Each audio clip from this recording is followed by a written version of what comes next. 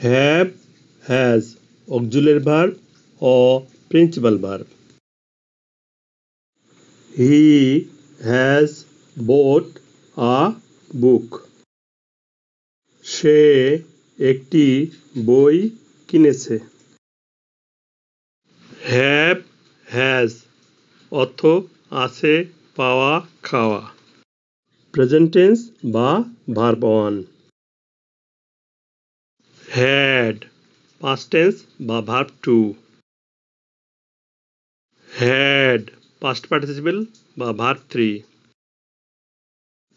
buy অর্থ ক্রয় করা।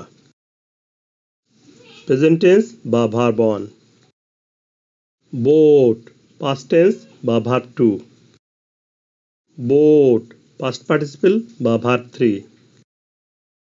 এ বাক্যে has auxiliary verb এবং principal verb bought past participle। তাহলে বাক্যটি প্রেজেন্ট পারফেক্ট টেন্স।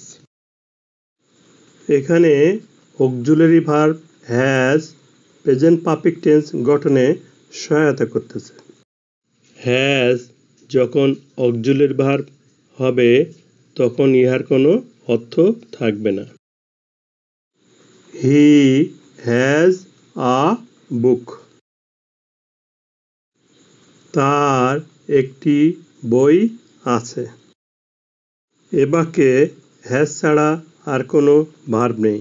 তাহলে has principal verb. has principal verb হওয়ায় 2 নম্বর বাক্যটি প্রেজেন্ট ইনডেফিনিট টেন্স হয়েছে।